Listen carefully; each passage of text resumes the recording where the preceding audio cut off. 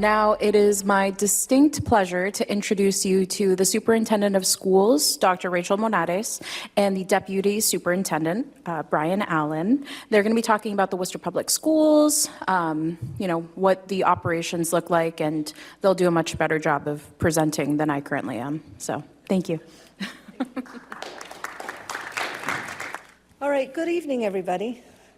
So it's our privilege to be here tonight to share with you some areas that happen in Worcester Public Schools. Let's make sure I'm doing this. So tonight, specifically, we want to make sure that you understand the role of the superintendent in Worcester Public Schools, or just the role of superintendency. Become familiar with school site councils and how this is a vehicle for local input and community voice. Mr. Allen's going to give you a high-level overview of school finances in Massachusetts. He is the most skilled person in Massachusetts on school finance, so you're in for a treat on that one. You're going to understand how to enroll children in Worcester Public Schools, not the details of it, but just kind of the key pieces. And I think I've included in there a link, if you know anyone on our website, that we've done a really good job of updating to make enrollment much easier. And then I'll close with an overview of Worcester Public Schools' promise and our vision of a learner. I think it might be intermixed in there.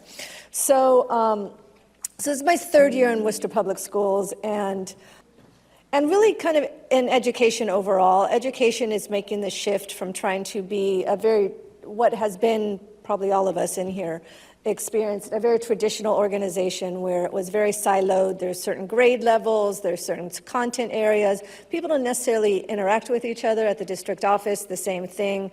And yet in the workforce, the expectation is that the employee can take content and integrate things and work in teams and reach across other departments and make sense and be innovative and problem solvers.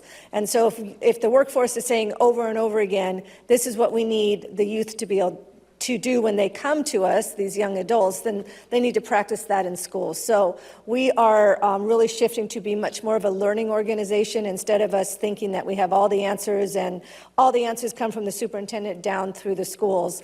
Instead, it's about everyone has a leadership position. Teachers lead the classrooms, students lead each other and themselves, the principal leads the school, district office leads with and from others. That's what we're shifting to, and so that we have less siloing and more from learning with and from each other. So that's a lot of the work that I do as the superintendent, is working with the district to make that happen. So when I first started in Worcester, I said, this is my third year. This is my 31st year in education. I spent 28 years in schools in California. I started as a classroom teacher, always worked with children who English was their second language. That was really my passion for going into the field. And then came up through the ranks. So classroom teacher at the elementary and middle school. I was a principal of a K-6, a K-8.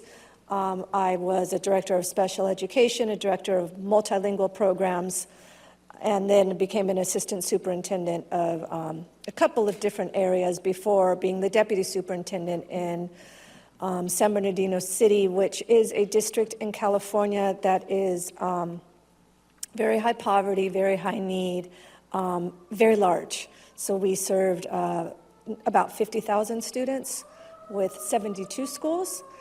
So when I was recruited to Worcester and I saw what Worcester, the size, the demographics, it was exactly what I was looking for my first superintendency, a nice sized district. At that time, I think we were 23,500. Now we're about 25,000 children.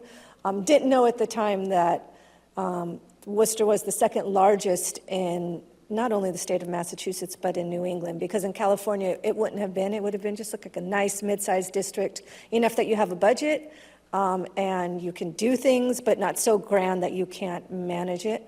But I'm grateful that I had been in such large districts, because when I came to Worcester, it was comfortable for me. I wasn't overwhelmed.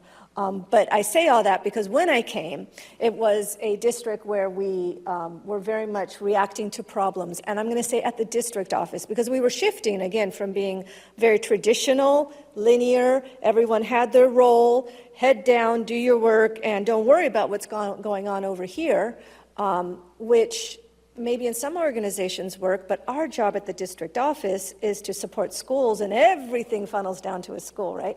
And everything funnels down into that classroom. So if the district is, at the district level, is functioning very siloed, then you can imagine the tidal wave of information that gets to schools, and then the schools can't implement it well. So we went from being a district my first year of just reacting to problems and really spent a lot of time focusing on organizing the district and how the district office functions. Schools still were doing their thing, and I didn't spend a lot of time making changes to what needed to happen at the school level, because I knew once we got our work going at the district office, then we can support the schools in a very different way. And so the first year was very much about figuring out how do you empower people so that everything doesn't come from the superintendent, because that's not the way I believe leadership happens. Instead, it's everyone has a job, and what questions might you have, and how do I help you in that job to be the best you can be? But I count on the director, for example, of multilingual to be an expert in the multilingual world, and if they're not, then to find out about that. As a director of multilingual, I could do it, but if I'm doing that, then I'm not doing the work of the superintendent, right? As a director of special ed, I can do it, but again, you hire people, right, to do that. So we are moving towards this stage of systems alignment, really learning to be that learning organization. We like to say that we're in between early systemic approaches now, where we're trying to align our arrows, to getting them more aligned, which is now supporting our schools. So this year, I guess the first year we started doing a lot of guidebooks. I'm trying to remember if I made a picture of that. I did not. A lot of trying to codify things in writing, like, how do we do this? Well, you know, it'd be like, well, we used to, does anyone know how to do X, Y, or Z anymore? And it was all based off of historical knowledge in someone's head, which in a district that serves 25,000 children and about 50 schools, that is a really large system that if we don't have things in writing, you can imagine the inconsistency at the schools. And the parents and the school committee very much were like, we need some consistency. We believe that schools have each school has its own personality, its own flavor. I like to think of it like a salsa. Every salsa has like core elements, but they change, right? You got to make it a little bit spicier in some areas. So schools are like that too. But you have to have some core elements of that, and that's what the district office provides. So we're in the process of getting our systems aligned. We're not bumping into each other anymore at the district office. We're in a much more supportive role for our schools, and our goal is to get to that integrated approach. And I'd like to see the integrated approach not just having the arrows lined up, but where they actually are overlapping with each other, right? And that's really where the adults, you notice I haven't really talked about children in any of this yet, because once the adults are figuring everything out, the children they're actually the easiest part. They'll do what we need them to do when the adults are all aligned. So the work of the superintendent is to create these systems so that the schools can have the conditions to be successful, and children can thrive, and educators can be the best educators they can be. That's the work of the superintendent. So over time have developed this kind of model of, all right, so if we talk about what does the superintendent do? I don't believe the job of the superintendent is to tell people what to do, although there are times when I tell people what to do, but it's not every day all the time. The most impactful work is about influence and impact, right? And so you've heard me, the previous slide was a little bit about systems. First and foremost, we have to figure out what's going on in our schools or what's going on in the organization. And then if something's not working, does a system need to be developed, or does the system need to be refined? We might have one, but it's an old system and we need to improve upon it. So first thing is what's working, what's not, why is it not working, and getting to the root cause and developing that system. One of the key things that I saw is that people they didn't meet on a regular basis with each other. So there wasn't strong communication that was going on. And there was a lot of reliance on emails. Or you talk to somebody because you know that person, because that's the way Worcester is. Everyone knows each other, right?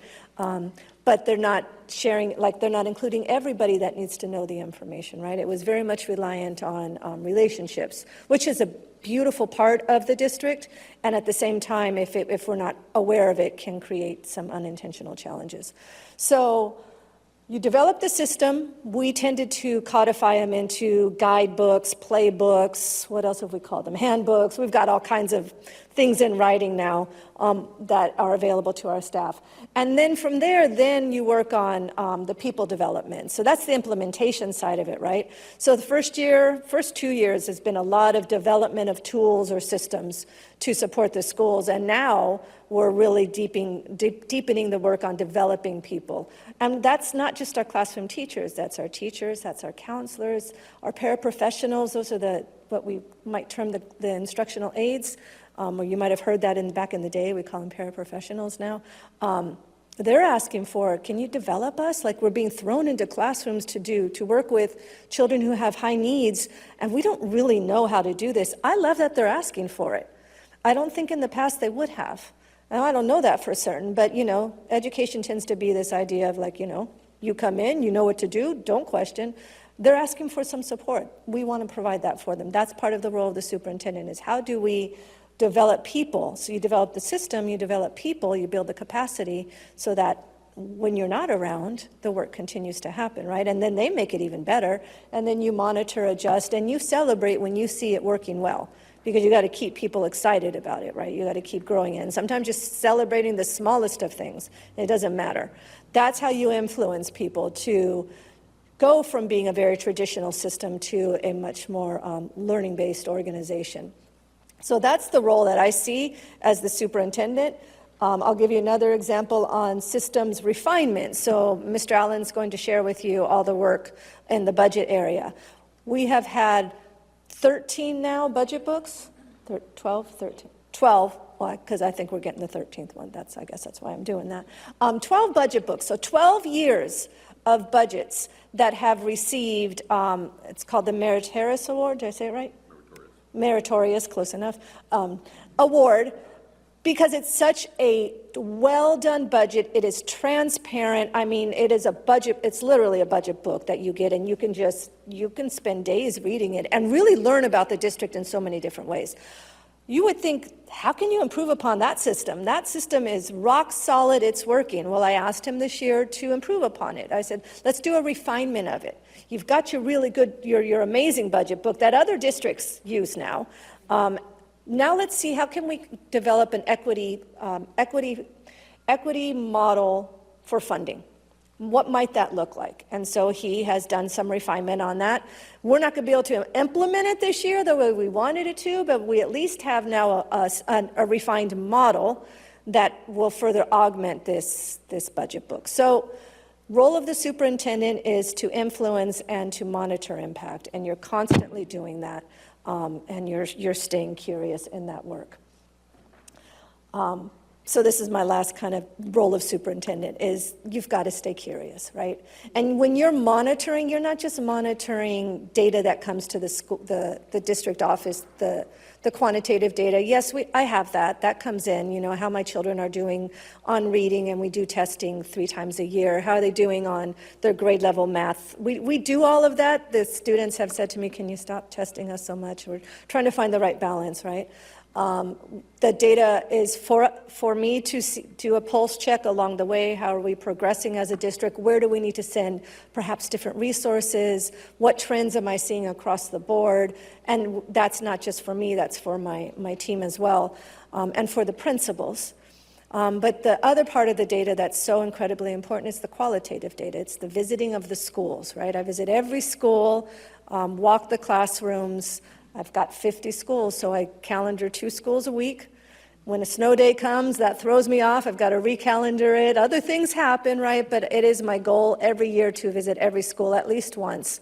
And I spend about 2 hours there, walking the classroom, spending time with the principal, listening to how they're leading, and engaging with children, right? Because that's the work. So you've got to stay curious in all of that. And when I'm doing that, I'm always collecting data.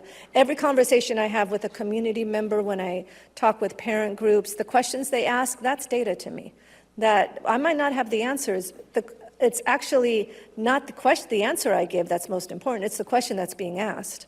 Because that then tells me, oh, I think we might, especially if I hear it over and over again, there's a systems improvement in there. So let's do something about that. The improvement on our website for enrollment was one of those that I did very quickly. I just want to check, Ileana, do we go through the whole thing and then it's questions at the end, or how does it work? If that makes sense for your brain, if you want to stop for Q&A, that's also fine. I'm not going to lose. Okay. I'm going to keep going, and then we'll do it at the end, because maybe you'll get answers, and I don't want us not to get to the end of the presentation. Does that work? Okay, so just jot down notes as you do it, because I think the next slide is I'm going to shift now to school site council. So school site councils, just by show of hands, has anybody heard of a school site council? Just a few of you. Okay, thank you. Say that again? I've been on several. And you've been on several. Good to see you, Allison. So school site councils are a great opportunity to have a very collaborative group of various perspectives that come together to give input to the school principal about what can or should or possibly could happen at a school site. So this is by law that every school is supposed to have a school site council. I'm going to do what's the word I'm looking for? A little caveat. Worcester Public Schools, we need to get better in this area. This is a systems improvement, and we know it. And so I'm going to share what the ideal state is and tell you that we're not at that ideal state, okay? But the idea of a school site council is it's a small body of individuals that's made up of, as it says on here, it's led by the principal. Maybe usually there's like a elected chair of the body that runs it. Parents, teachers, community members, and if it's a secondary school, like a high school, then you should have a student on it. And you can see what the law is there, but this is not just a Massachusetts law. We had school site councils in California. I actually believe school site councils are requirements for the receiving Title I funding, which, just leave that right there. Yeah. But whether there's federal funding or not, this is a great way to have that spirit of collaboration and partnership amongst all the adults that should be coming together and playing in the sandbox together to support children. So the school site council is comprised of these different groups. And it's the Ed Reform Act of 1993 that really, I think, shifted things in Massachusetts, and not having enough of the historical background. Of course, I don't know what it was like before. What I can say that I note is different for Massachusetts than in California, and I think this is what happened in 93, was the principal can determine or will determine what the makeup of the school site council is. Like how many parents, how many teachers, they do that. In California, it was, we knew the secondary school it had to be 14, and at the elementary and middle it had to be 12, and we knew what the breakdown was. So I think that Ed Reform changed that a little bit here, which just gave more autonomy to principals. So it is truly a model of authentic engagement, which is one of our core beliefs in Worcester Public Schools. We're really trying to be a district that engages authentically with the people that we serve, including our children, but that's our staff, that's our families, that's our community members. So as I said, led by the principal. This is an advisory body. School site council does not make the final decision. They help advise the principal. And that advisement might be in the area of funding or expenditures, if you will, might be around some kind of program implementation or seeking some kind of program work. It should be based off of the data of the school. It's not going to be a body that is going to recommend curriculum. That comes from the district office. But there might be a supplemental piece that the school wants to work on. And of course, you have to comply with the state and federal law. So you just can picture that it's this smaller body of people that represent a variety of perspectives coming together and really supporting the principal in providing guidance and direction and advisement for how the school would run. It does need to be very data-driven, though. It should not be just like, I really want this. Well, okay, but why? What's it based off of, right? So those kind of things are important. It has to meet regularly, but you note it doesn't say how regularly, so that's up to the principal on that. They should be adopting goals. The goals should be in alignment with the school plan. That's the ideal state. So it's like, here's what our data says.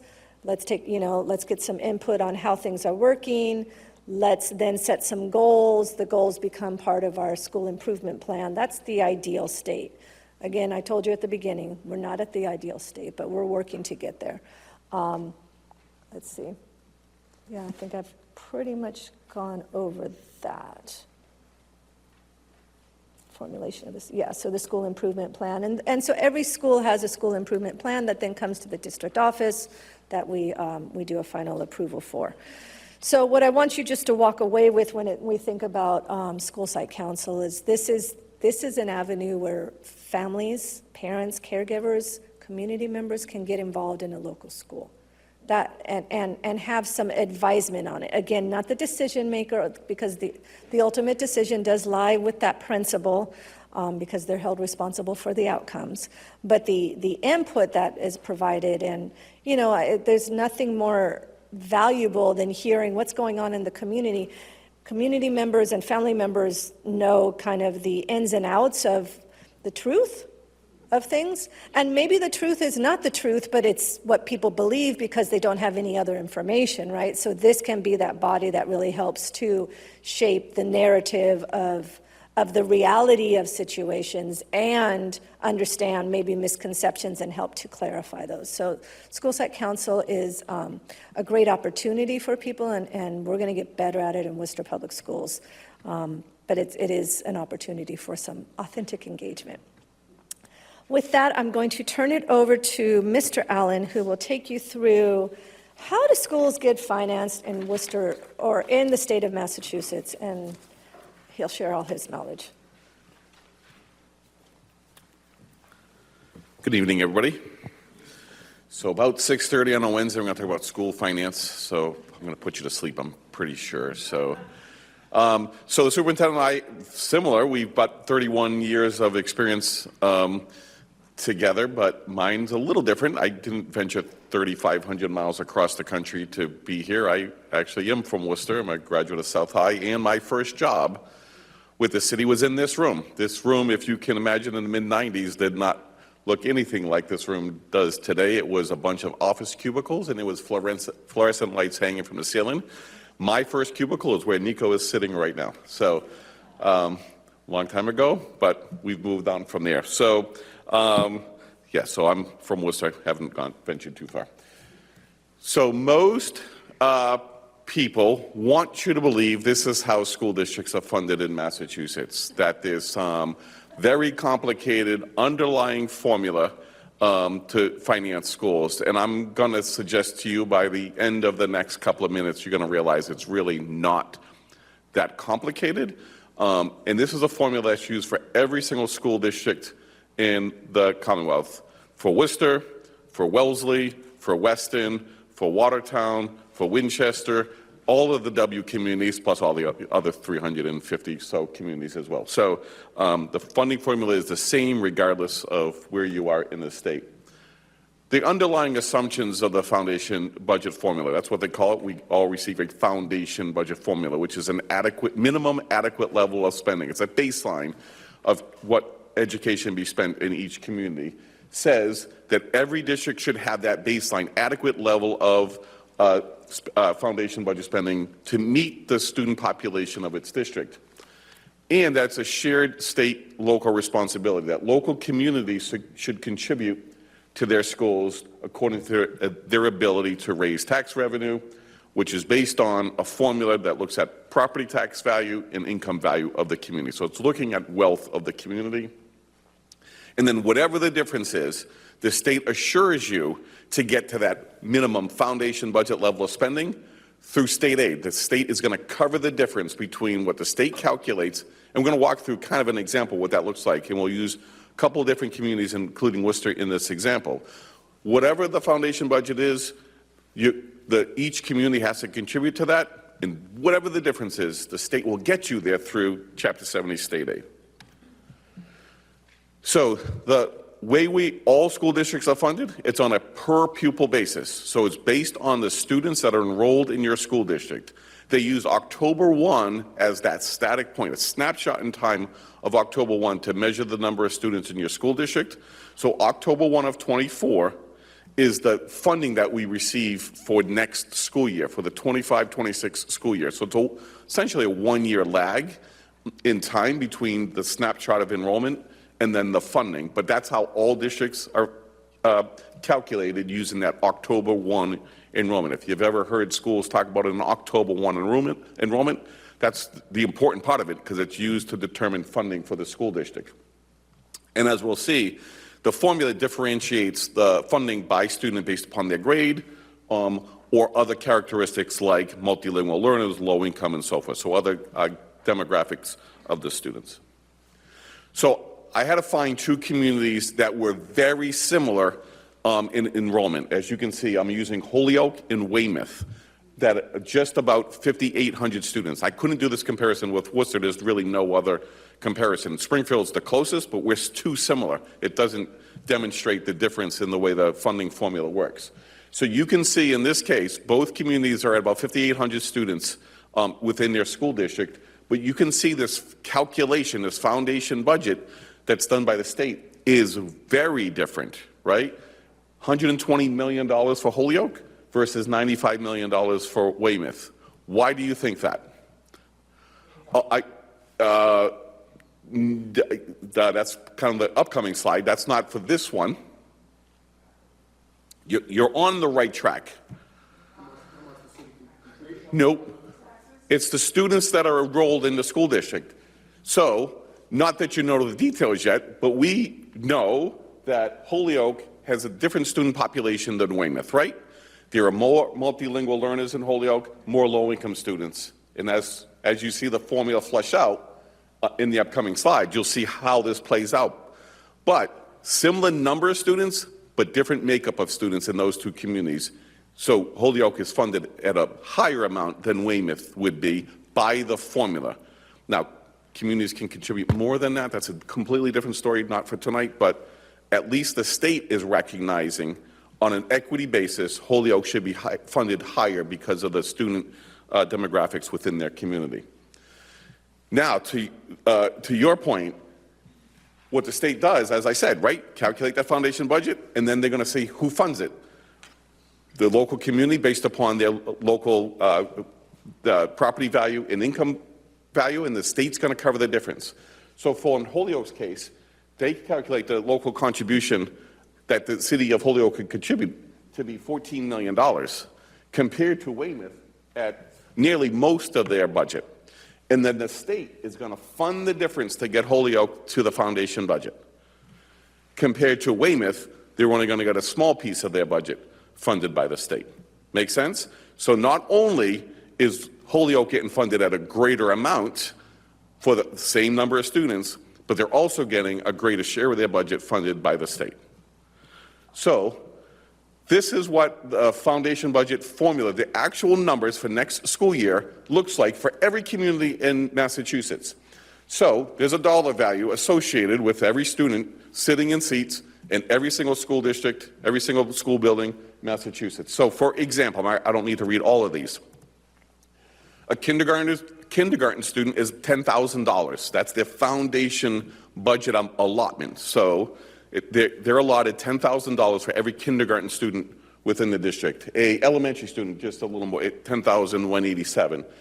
Middle school is $9,815. High school, $11,000. Vocational school, like students attending Worcester Voc Tech, $17,354. Make sense? Now, there's underlying assumptions in those numbers that determines class size and all that.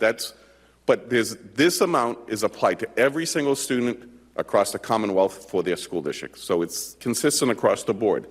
There's additional amounts provided if you're a student at the multilingual learner or if you're a low income. So every fourth grade student in the state receives $10,187 per student. However, if you're a fourth grader and a multilingual learner, it's 10,187, plus you get an increment of 2941 per multilingual learner. So it's 13,128 for that fourth grade student. You could be a fourth grade student in low income. It's the 10,187 plus 9,500 more dollars, so it's 19,730 in the foundation budget. Start thinking about the Holyoke and Weymouth difference. This is where the difference happens. And then the fourth grader who is multilingual learner and low income, it's 10,187 plus the 9,500 plus the 2,900. It's 22,671 in the foundation budget.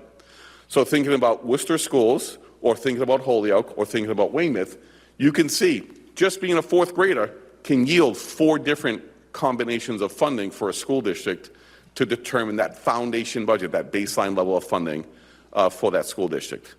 Make sense? So all the calculation is you take the number of students based upon their grade configuration, that last slide, and you just add them all together. The number of kindergarten students, the number of elementary students, the number of middle school students, the number of high school students, vocational students, and then all the students with their increment for being a multilingual learner, low income. You add it all together, and that's the value of the foundation budget for that school district. Sorry, so decile 12, so they break out the low income number based upon concentration of low income students. So Worcester is a decile 11 of 12. 12 is the highest amount. So a community with low income students with less concentration, they're not getting 9,500. They're getting 4,500. It's recognizing the concentration of low income students in that community. We're about 75% low income population, so that makes us decile 11 for funding purposes. Thank you for that clarification. I took my 7-hour Worcester State presentation and boiled it down to like 10 minutes. So I appreciate that. Yes? That at some point you would think that yes. the education system, they're going to great question. require.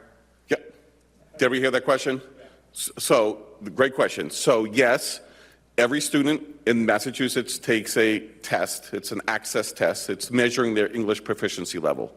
So students that score a certain range are determined to be English multilingual learners. So as long as they're scoring in the proficiency levels of 1 through 5, then they are counted for the purposes of that increment. So as they advance and exit multilingual status, then we would lose that increment for that student. And that happens every year. That's an access test that's given every year. I think we just wrapped it up in the last month or so. Ron. Question, hypothetically, if I was a charter school, what demographic of student I would look to serve? That's a great question. I'm going to try to, and we can spend an hour or more on that, but I'm going to try to do it as quickly as I can. So clearly, where have we seen the greatest expansion of charter schools? It's been in communities like Worcester, right? Because you can see where the funding comes from. Now, the rub of it, though, is, and I'm sorry if I offended, it's facts are facts, right? Some of the charter schools in Worcester don't enroll the same type of students that Worcester has across the board. So there may be charter schools in Worcester that don't have the same number of multilingual learners as we do, but there are 2 other charter schools that look very similar to Worcester students. So, but if you were building a charter school and building a budget, understanding multilingual learners and low-income students are going to require additional services, that's the calculation you have to make. Do I want 22,671 knowing I need to provide additional service? Or do I want 10,187 and not have to provide additional service? I'm not in the charter school business, so I can't answer it for them, but that's the determination they need to make. But as you can see, most charter schools are in Boston, Worcester, Springfield, and so forth, right? So, yeah. Question, there's some hands back there.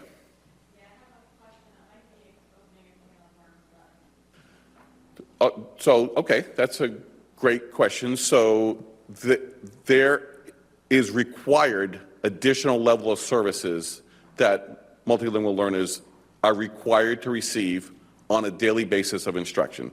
So depending on that English language proficiency level, if they're a lower level 1 or 2, meaning their proficiency level are lower, they have to receive 2 45-minute periods of English language development courses every single day. If they're at 3, 4, or 5, it's one period every day.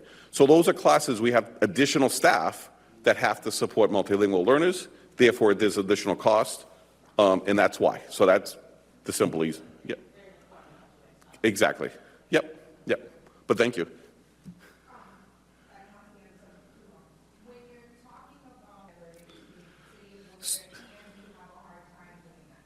No, great question. So that used to be a problem. There used to be this, whether true or not, charter schools would get rid of students after October 1st, send them back to their home district. It doesn't matter anymore. They literally, it's calculated on a number of days you're seated in that school. So there's a reconciliation done every single quarter during the fiscal year, that determines how many seat days you were at that charter school, and that's the number of days that gets paid to the charter school. So it's no really by the number of seat days that the student, that used to be true, but that's not true anymore. Yes. So far so good? Okay, I'm gonna jump ahead. So if you just apply all of Worcester's numbers, dump all of Worcester's numbers into a spreadsheet, you can see that the rates we talked about, the enrollment by each of those categories, and at the end of the day, we're about a $550 million budget calculation because of the Worcester counts sum of all of that. How much of that is coming from the community versus the state? Great question. Next slide. So as I said, the state is going to calculate, first thing they do is calculate that foundation budget. We saw that $550 million. And then from there, they're going to say, Worcester, you can contribute. How much can Worcester contribute? So I have a bunch of communities here, right?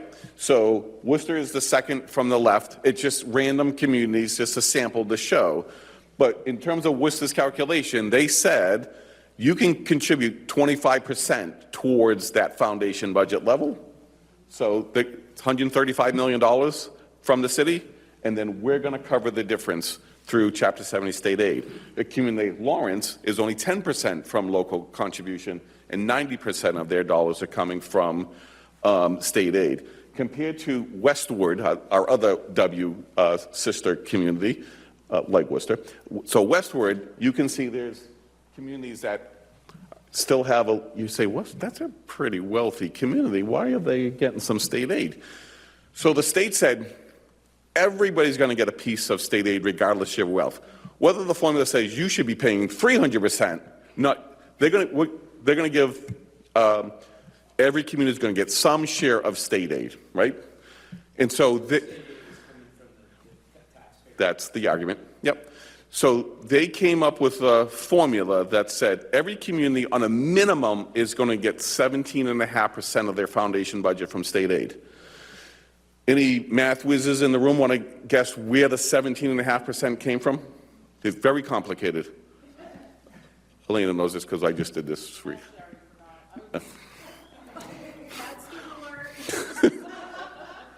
Okay, you ready for this? The House of Representatives wanted 15%, the Senate wanted 20%. They literally just split the difference.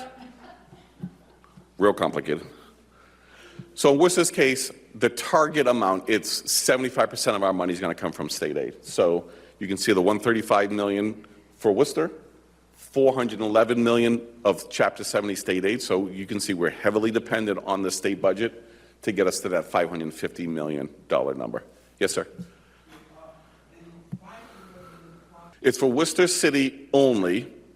Now, what I did leave out is, in that number is 27,000 students. You heard the superintendent say we're closer to $25,000. It does include resident charter school and school choice students, and they just take that number off the top. So they're in that number. That's how they're calculated the same way. They get funded the same way we do. They just then divert some of that money to pay for charter schools. But this is for Worcester resident students only, not Worcester County, just City of Worcester resident students. Okay, and then that number, that whole process changes each year, and it changes by three things only. It changes by students. As students come, go, change, move across grade levels, whatever, students, a wage adjustment factor, which we don't need to worry about, then an inflation factor. So they look at how much is inflation happening in the formula that they use and said, all right, we're going to increase those per pupil rates. You know, we saw those per pupil rates, that 10,147 will get increased by inflation each year. And then, has anybody heard of the Student Opportunity Act? So the Student Opportunity Act is a great thing where many people in Worcester advocated for the change in the way schools are funded across the Commonwealth, mostly benefiting communities like Worcester, where over a 6-year period, so we're currently in the year we're in year 4, next year is year 5, and then the year after that will be year 6, final year of a phase-in where our budget is increasing by $100 million over a 6-year period, more than it would have otherwise because of the change. The state finally recognized they were underfunding communities like Worcester, and so they're doing a little bit. I still think we're underfunded, but they're doing a little bit towards closing that funding gap. So the changes are students change, enrollment changes, inflation factor, and then the phase in the Student Opportunity Act. And that's how easy the budget for each community is changes each year. All right, so that's, I didn't see anybody fall asleep, so that's good. Ron, did you fall asleep? No. Thought you were.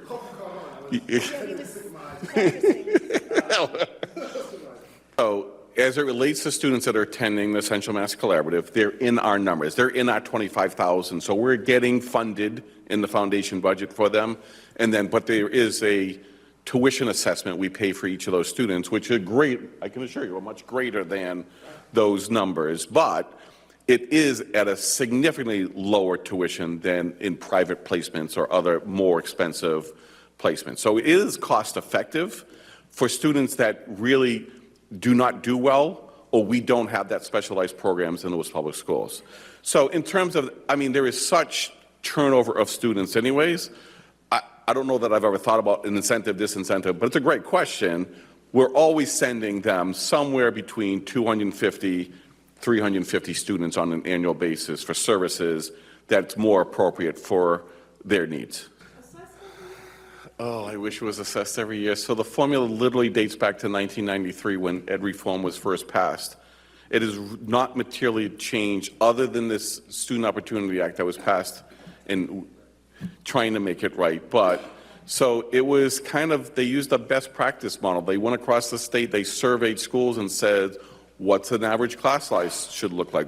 How many custodians should you have? How many principals should you have? Like literally it was $1993 that has only been increasing by this inflation factor. Literally, the next change in Student Opportunity Act 2, they have to fundamentally change the assumptions made in that formula. That's a perfect question because I've been arguing for the last 20 years the formula is outdated. We're using something from 1993 saying that's the assumptions that for future-ready school, it just doesn't make sense anymore. It was a great question. Thank you. Yes, back there, and I'll come back. So within those numbers, there are underlying formulas associated with them.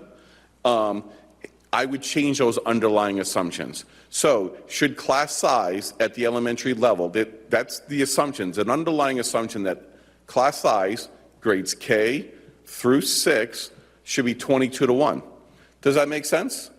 Should it be 18 to 1 at K through 3 and maybe 22 at the other? So all of those are the assumptions that I mean should be changed. There's an assumption on what a teacher's salary is on the underlying assumptions, which is way low than any community pays teachers. It's literally underfunding the allocation for teacher salary. So those type of things, really, they just have to dig deep, go back to the drawing board and rethink the formula. Sorry. The state, it's ultimately the state legislature. So Senator Lewis from Winchester has, and I think Senator Kennedy from Worcester, she's filed onto it, have filed a bill to relook at that funding formula. So, but just to give timing and context, right? So the last time it was filed was in 2012. They came out with a recommendation in 2015. They didn't pass the law to 2019 and didn't start funding it until 2022. Whole generation of children. Yes. Well, the state gets its money through tax revenue, through income taxes and other sources. Now, we just passed the millionaire's tax, and 50% of that money is supposed to go to education, and the other half is supposed to go to transportation. I'm arguing the state is sitting on $9 billion of reserves and is collecting $2.3 billion a year in the millionaire's tax. So half of that should be coming to education. Well, Maybe we don't have a expending the revenue part. Maybe it's the stream, revenue stream is to where it needs to go. I'm going to come here and then I'll come to you. Two-part question, to be correctly, that's actually not coming to the community yet. Well, they're using some of it to fund the Student Opportunity Act. They're using it to fund the free community colleges. Things they've done with it, I don't have any complaints of how they're using it, but they're still sitting on, they're collecting more than they're spending even in the millionaire's tax. So, great question. So we've established, as an administration, using some of the parameters in the foundation budget, what we're calling the foundations of excellence. So we're guaranteeing all schools will be, on average, have class size ratios of 21-1 across the board. Now, you think about all the different 50 buildings, you can't easily do that. The math doesn't work out perfectly for but on average, we will be at 21-1 grades K through 12. We've said that every school is going to get counselors on a ratio of 250 students to every one counselor. We've said the number of special education inclusion teachers are going to be certain ratios. So we've established kind of a formula as a baseline level of funding, as this is a baseline level of funding for each school. And then, as the superintendent briefly mentioned, we're transitioning to say we want to think about an equity approach for the additional, above foundation level of spending, because Student Opportunity Act, we know there are opportunity gaps for our students, and we need to close those opportunity gaps. Research is clear, student achievement gaps are directly correlated to student opportunity gaps. If we can close those opportunity gaps, we can close the student achievement gaps. And so we might not get there in FY26, but we're optimistic we can make some headway in FY27 in terms of additional supports to schools. Whatever that lever is that the school and the team at the school level thinks will be the lever to actually move student achievement, we're working with the school leaders now on identifying them, so in a year from now we can start funding them. Can I see your back just to share this with the correct? Yes. Yeah, Yeah, I would say it's almost on a per head basis, right, if we're establishing class sizes. So there's a correlation there, but it's not exactly if you have 500 students, you're going to get $10,000 per kid. It doesn't work that way, but it's kind of correlated to on a per student basis based on class size and so forth. Yeah. Yeah. my question was, you kind of answered some of it, because I was curious of how the district is performing it, so I have no idea. Yep, so in my calculation, right, the underlying formula says you should, as I was saying, I use custodians, but there are underlying assumptions on what you should have as a school district that because the formula is flawed, we don't even have. So my analysis is based on what the formula says. So when I testified to change the law, I actually said the formula says we should have this and we don't have this. And I'll give you but we should have 700 more teachers by the formula than we actually have. In order to meet a certain student-teacher ratio. Yes. And provide social emotional supports, librarians. It's not just classroom teachers, it's the other, in the big category called teachers is services. It's really the services, as you can, 21-1 isn't bad as a class size, but we're barely making headway with regards to the services we can provide for students. And we can look at best case models, we can look at our neighboring districts and see what they have for services and make a comparison there. And the superintendent, in her goals as she's evaluated, has set out student achievement goals with regards to what we expect student outcomes to be. But again, without additional resources, I've said this now in 6 presentations this year, what's the definition of insanity? Doing the same thing over and over again, expecting a different result. The new model that you're trying to introduce, you know, the traditional model in schools? That's the intent, absolutely, because we want to have our teachers, you know. So what we know about educational research is that the term that is used is collective efficacy, the, you know, fancy named way to say people working in teams and developing each other and growing. That has the greatest impact on student achievement. Beyond anything else, it is collective efficacy. It's a collective efficacy of the educator, the classroom educators, collective efficacy of principals across the board. So that means resource-wise, you need time in order to do that. And then time needs to come either during the school day, which then means the children have to go somewhere else, right? So then at the elementary, we provide what are called specials in our school. That's what we would call them, right? Specials. You know, it's an art time, music, it's physical education, world language, and there's an ed tech technology. Those are all costs of staff, right, for that to happen. What we have found is because we budget so tightly, we can't really hire enough of those to then allow a grade level to have time during the school day to collaborate regularly, right? So you would then maybe need to pay them after school, and then that costs money, or have professional development days, which this year we have some of those, but that's only a couple times a year. So there's just finding ways, how do you resource without it being a financial requirement? And in schools, unlike in other, you know what, I've only been in education, so I don't want to talk about other industries. I just know that when children show up, that's the priority, right? And so you can't make time out of nowhere. Children have to be with adults. And so figuring that out. So yes, the intent is to help, but we won't, I'm very realistic in my thoughts in that when Brian says, I said, Brian, so DESE, Department of Elementary and Secondary Ed, they're the ones who said, if you're an English learner, you have to be taught by a different teacher. That's DESE's requirement. So I said, oh, well, did DESE give us the money for that additional teacher?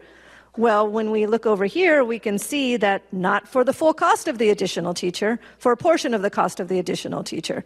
And DESE creates these other requirements about how we can group kids. So we have a higher need population. It costs us more to educate them, and yet we still have to backfill with other funds to do that. 85% of our budget goes to personnel.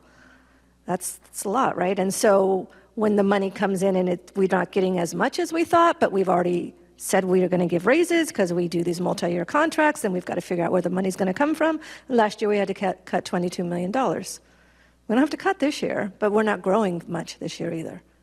So it's going to help, but it's not the complete answer. Right. Okay, thank you. Mm-hmm. And how realistic is that? So I'm going to give a total bureaucratic answer. All right. Yes. So we recognize from the formula how much the state is saying the city can contribute. Now, yes, all communities can contribute more. Worcester is not dissimilar to other urban or gateway communities with regards to barely getting to that foundation level.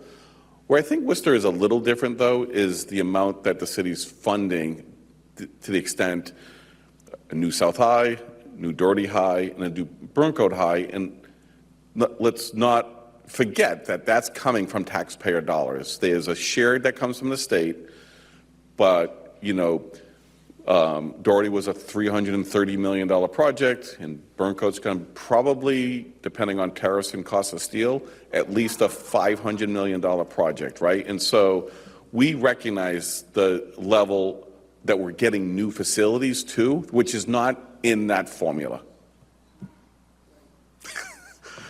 But was the basis of a meeting this past Monday between the City Council's Education Committee and the School Committee's Finance Operations and Governance Committee. We had a joint meeting just down the hall on Monday, and that exactly was the topic. So The goals are very bold, this year.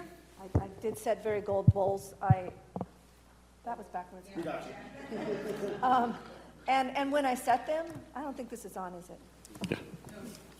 Okay, there we go. When I set them, I did tell the committee, look, I went really back and forth on this a lot about, I could set realistic goals.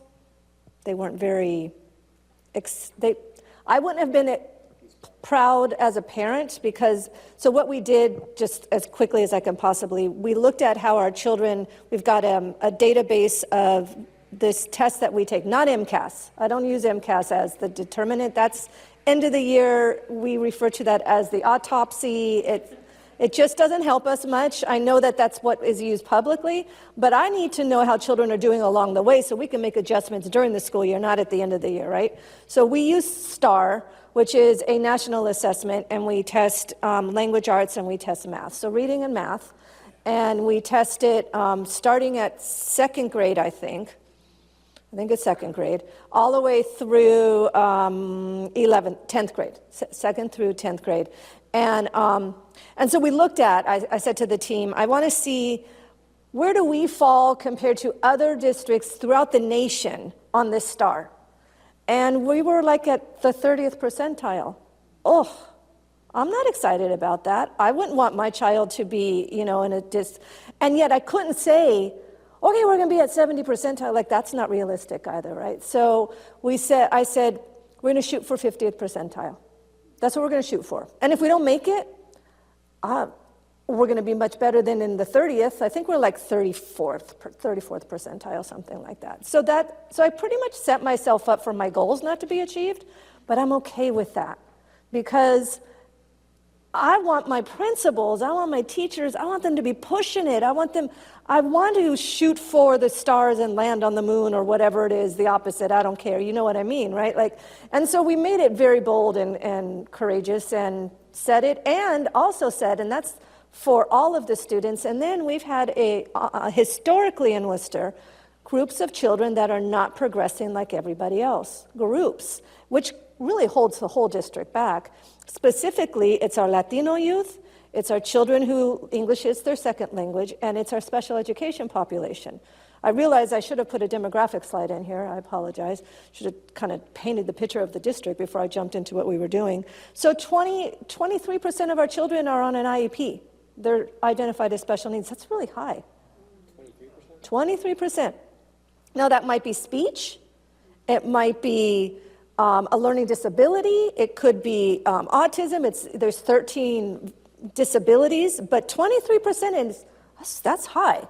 Now, the state of Massachusetts is pretty high. I think it's like 20%. So I'm not used to that, but it is what it is for whatever reason. Our multilingual youth, it's about a third of our population. A third of our population are multilingual. And within that, Mr. Allen explained, you've got these parameters of language. So you've got kids who are just new to the country, and they are levels 1 and 2. And then by the time they reach a level 3, which is an overwhelming percentage of it's about half and half. Half of our kids are at levels 3 through 5, meaning you're having conversations with them, you may not even know that they're identified as an English learner. Socially, their language is there, but academically, they haven't shown proficiency in the ability to read and write like an English-speaking peer. So they're still considered an English learner. We need to keep supporting them so that they can become what's called reclassified. And then we have more recently, students that are newer to the country, but the belief is, well, they're all English learners, so no wonder they're not going to do well on the test. Wrong. Absolutely wrong. Children who are brand new to the country, that's going to be difficult for them. But children who have been here for 3-4 years, no, we should be seeing them rocking and rolling, getting ready to exit the English learner program. Where was I going with that? It's late. There was a reason I was telling you this. Oh, for the goals. So as a district, and this is throughout the state, this is not just Worcester, Latino youth have not done well in this state. There has been an ongoing discrepancy gap, and it's hidden because other children do fine, and so as a state, it looks like we're doing just great. But if you start to pull it apart, you see, historically, I was actually, when I was getting ready to come here, I started doing some research. I said, wow, It's like, this isn't a new thing. This is at least 20 years. Why is that? You know, She's like, I just got here. yeah, I think some of it might be that we just haven't really even been paying attention. Because this isn't just it's not just in education, it's economically there's a gap, right? So educationally there's a gap, economically there's a gap. I don't know if it's just like not part of the conversation. I know instructionally, we have a lot of work to be done when it comes to language learning and what that looks like. Although not all Latinos are, Spanish, they're not all Spanish speaking. Many of them were born here. They're considered Latinos, but they're not English learners. But I think also, some of it is the misalignment with some cultural norms and what we expect in classrooms. And we see the same thing for our Black youth. And the children keep talking about, the teachers don't look like us. I don't think a teacher has to look like a student, but I do think you have to see who's in front of you. And you have to understand, behaviors and what that means, if it's a cultural thing or if it's something else. So there's a lot of learning. There's a lot of learning. Massachusetts, the 2020 census is 83% Caucasian. The only thing that's coming to mind, and I don't know if, I'll explain it a little bit. Our students take what's called the panorama, and it's more about social emotional and school connectedness and the feeling of safety in schools and that felt safety. So they take that, and in that there are questions as it relates to their connecting with their peers, with their teachers. There's some of that, but I don't know because you're talking about like seeing that as a strength to then further capitalize on. That if I interact with more diverse populations, especially if I'm thinking about long-term employment, right? In an increasingly interconnected world internationally, there's a benefit for me to have students that are in a diverse setting. Anecdotally, our children say that. Yeah. They're the ones who talk about, they appreciate the diversity around them. They like going to school with kids that are different, and they like learning with each other, and there's just the level of respect amongst them. That I hear that from them. But we don't have like a quantitative, aside from the panorama. That's interesting. I know you've been waiting. That's all right. This in the schools? Like police in schools? Whatever. Metal detectors, No. some security. Not in any school. What they had is what we've put in place. They called it different, but just because I knew I couldn't use some of the language that was used. But these climate and culture assistants that we've placed in schools, we had that in every secondary school district that I worked in. And they were, their job was to really start with being that adult to student ratio, that school connectedness, but not the classroom teacher and not the administrator, just someone else. They tend to be individuals from the community. They're not always, but that existed in Pomona Unified that I worked in San Bernardino, I'm trying to think, yes, in Bassett, yes, they all had that. None of them had the metal detectors. No, I know some LA schools had that, but not. But I think even in the LA schools, and I never worked in LA Unified. I think they may have gone away from that over time. I think that was more like in the 90s, early 2000s, and then they went away from it because of the school to prison pipeline work. That became pretty clear. I will say there is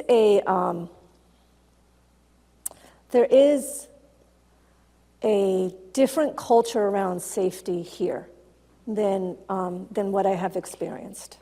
And I don't know how to pinpoint. I just can tell you that just the way we talk about it is different here.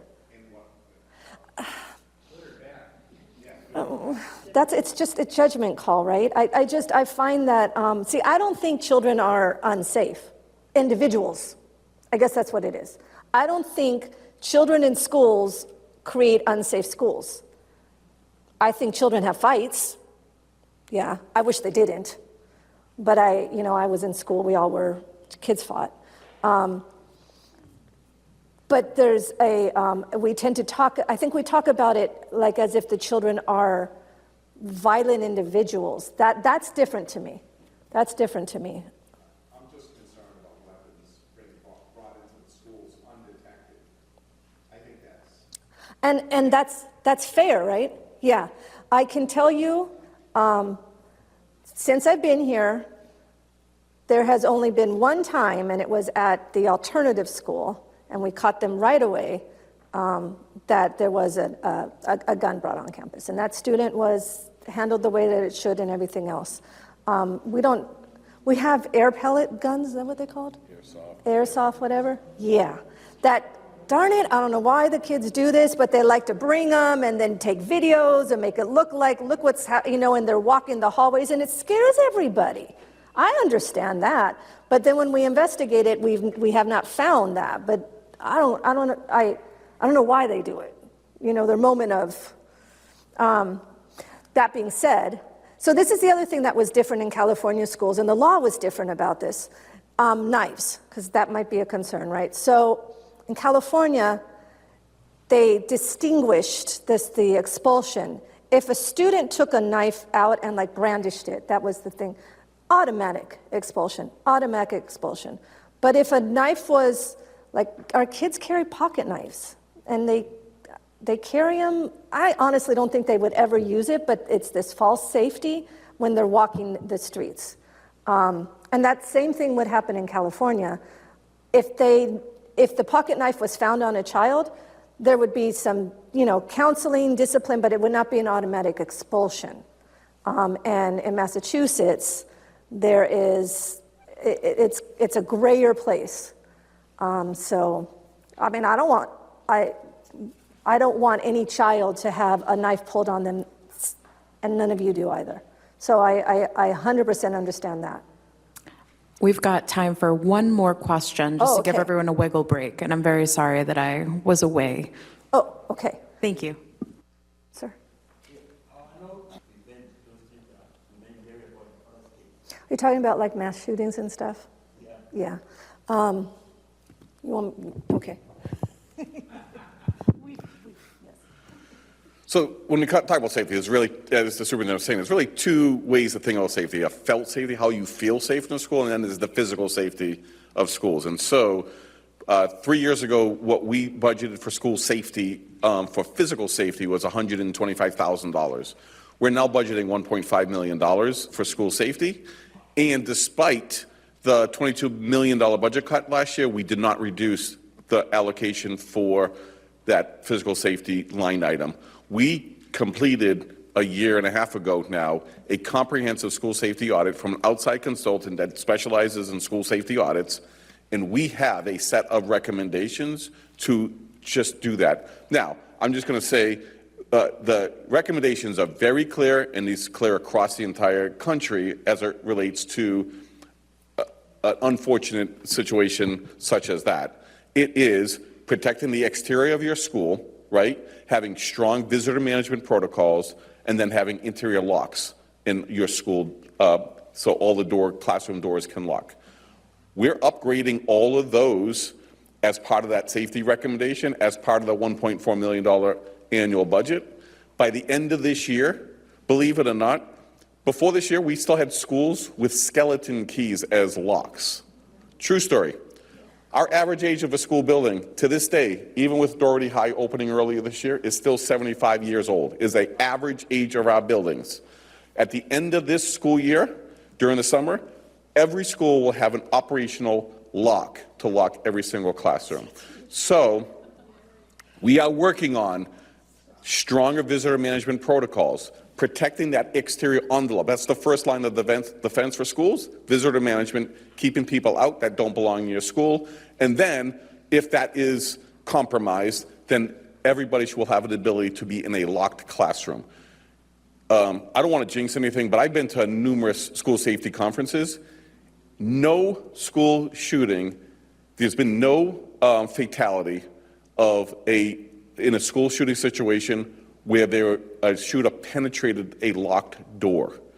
As long as we get people behind a locked door, their rate of potential success is astronomically better than any other circumstance. That's been our priority.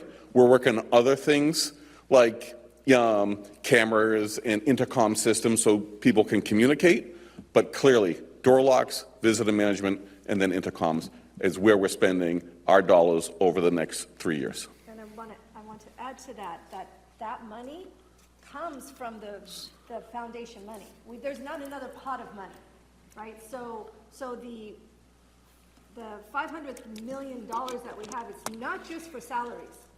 And it's salaries, it's benefits, it's all of these things. It's textbooks, it's computers, this is why we just don't have, we're not funded enough. So that $100 million we're getting over a 6-year period for Student Opportunity Act, school safety is a direct benefit of that increase in funding. So you can see why one of the years, we've done other things. We've added councils, we've added other things. We've wraparound coordinators for schools, but we've also went from $125,000 to $1.5 million on school safety. So I Love You Guys Foundation is our standard response protocol to dealing with any emergency that happens in a school. It's very kid and staff friendly. It's not a scare tactic for school safety. It's being widely used in school districts across the country, and we've been training up on it the last couple of years, so it's kind of still new to us, so we're still learning, but it's called the I Love You Guys Foundation. It's from a school shooting situation. The last text the daughter sent to the parents was, I love you guys. And so their parents started this foundation for around school safety. It's a fascinating story, but better than that, the training is phenomenal. It makes you feel better. It makes you feel not just staff, but students. Yeah. Yeah. Thanks for the 2 cents. We appreciate that. I think it's worth more than that. Do you want me to close up, or are we done? I'll go ahead and take care of it. Thank you Okay. for the millions of dollars worth of information that we just learned. So we really appreciate it. Thank you. Round of applause.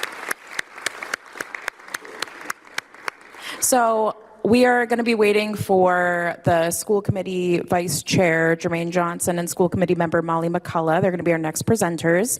Feel free to take 10 minutes to stretch your legs, have some pizza, enjoy some cookies, have some beverages. Come talk to me. I don't know. Do something crazy. All right, well, without further ado, I'm going to go ahead and introduce the next guests. We have 2 school committee members, one of whom is the vice chair. So we've got Vice Chair Jermaine Johnson and school committee member Molly McCullough. They're going to talk about what the school committee does. They'll talk about themselves. And yeah, take it away, guys.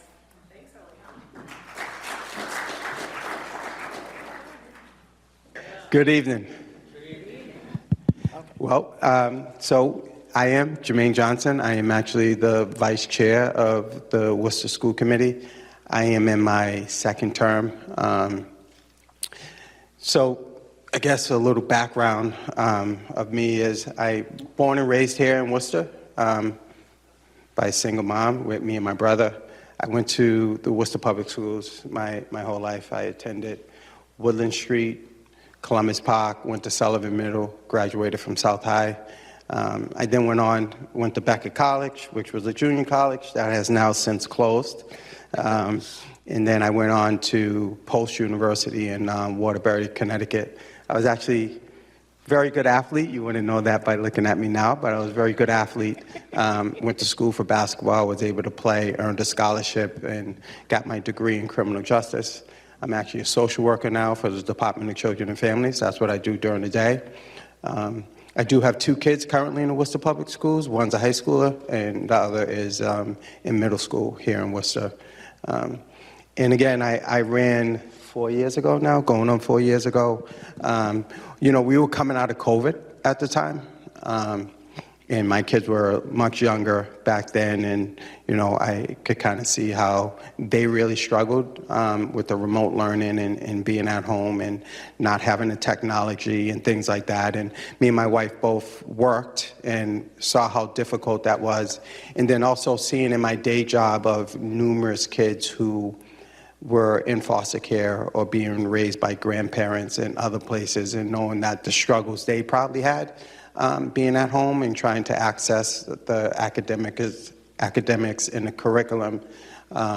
And then at the time, I think there was 2 members who were not returning, and one day I was asked to run, and I ran, and I was able to get elected. And first time, believe it or not, here in Worcester, first time a black man was ever elected to the Worcester School Committee here in Worcester back then. So that was the first time. And for the first time I ran, I was the highest vote getter here in the city. So that was also another big accomplishment. But again, that's my story on how I got to be on the Worcester School Committee at this time. And then be able to share more information later. Thank you. Good evening, everyone. So happy that everyone's here. This is so exciting. I'm so happy that the Civics Academy is back. I give a lot of credit to the mayor and to Eliana for bringing this back around. It was around years ago, and I think it's just such a wonderful opportunity for citizens to kind of understand a lot more about city government. We advocate a lot on the school committee side for civics and civics education for our students, so why not have it happen for our adults as well and our citizens? I think it's so important. Of course, I kind of worked on the slides, and I was negligent in writing that my friend here was the vice chair of the school committee, which would have been a nice thing for me to include on his slide. And he's not bragging at all with his highest vote getter the first time running. I don't know where that's coming from, but anyways, I am Molly McCullough. This is actually my 5th term on the Worcester School Committee. My first term as District A counselor, as well as Member Johnson, it's his first term as District F counselor, because this is the first time we've had both district counselors and at-large counselors after, I'm not sure if anyone's aware, there was a lawsuit that had been filed, and the city did not fight the lawsuit because there was a similar lawsuit in another part of the state. And it was really intended to get a more diverse background and people from all different backgrounds more involved in school committee by having district races, so that it really gave more opportunity to different areas of the city. It's broken down very scientifically by demographics and backgrounds and things of that nature. So we both ran in our districts this most recent time. I actually was elected the first time as well. My first time running, felt very fortunate. Really hadn't been a candidate for anything before, had been very involved in politics my whole life. My grandfather was actually the mayor of Worcester in the late 1950s and early 60s. I never had the privilege of meeting him, but I grew up in a family where civic engagement was extremely ingrained in us. So my mom, it was her dad. It was always important for us to be involved in city politics, but also in community service. I had an uncle that was a state rep and a state senator for many years, another uncle that was on governor's council, and I was the only one out of my entire brood of family that decided to jump into the political arena. But that was after a long time of doing a lot of community service and public service when it came to children. I helped to run a small nonprofit in Worcester called Planting the Seed Foundation, which is an organization that supports homeless children and families in need throughout the city and our surrounding area. All volunteer run, extremely small organization. I taught junior achievement over the years in the Worcester Public Schools. I was a substitute teacher in the Worcester Public Schools. Always wanted to be a teacher. My mom was a teacher and an administrator in Worcester. Things just went in a different course. I ended up in the business world. And as time went on, with a lot of my community involvement, someone had approached me and said, hey, you've always been extremely involved. Would you ever consider running for office? And would you consider running for school committee? And I was at a time in my life where some personal, unexpected things had happened. And I looked at this person, I said, you know what? It's going to sound crazy, but if I don't do it now, I'll regret not trying. And that was where I was at. If I don't try, I'll regret it always. So what's the harm in trying and seeing how I can make more of a difference for the children and families in Worcester? So I was very fortunate to get elected. Again, I'm in my 5th term. I'm running for my 6th term re-election. 2nd term is District A. And, some of this gives a little bit more information on the slide, but a lot of my passion around this was believing that the better our schools are, the better our city is, right? I mean, our children are our future, but the success of our city is determined by the success of our students and the success of our schools.